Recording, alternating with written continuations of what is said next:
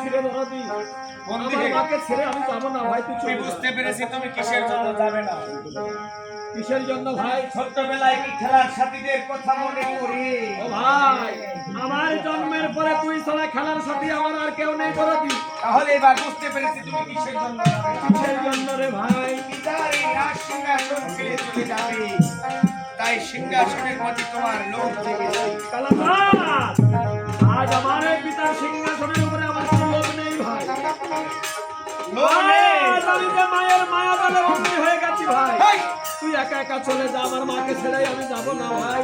আমি তোমার ছেলে বাবার অভিনয়ের সময় তোমার ব্যথার সময় দাঁড়াবে। যাও ভাই, তুমি একা একা চলে যাও।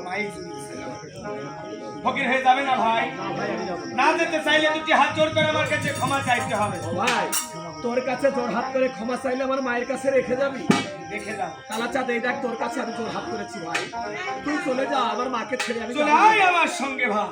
কালাচাঁদ, এ তুই কি করবি ভাই? ওরে আমার মার কথা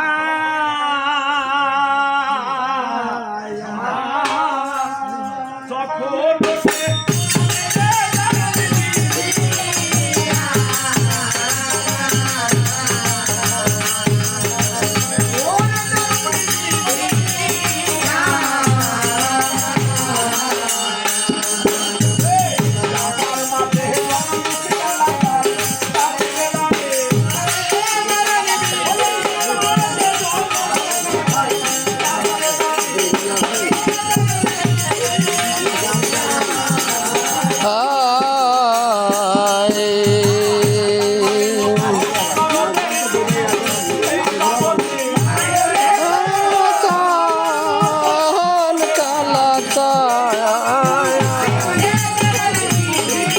যাই করে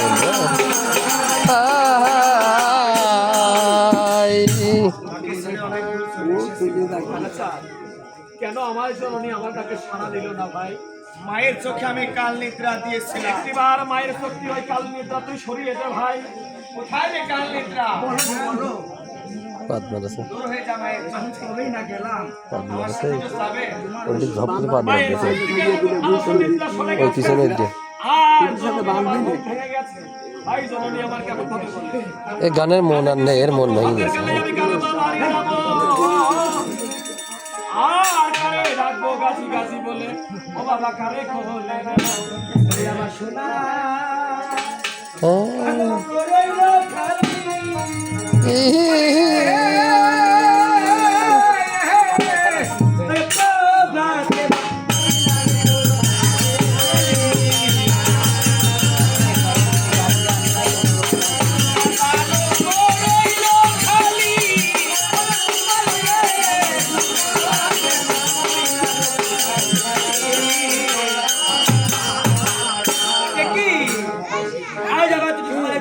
খেলা করছিল।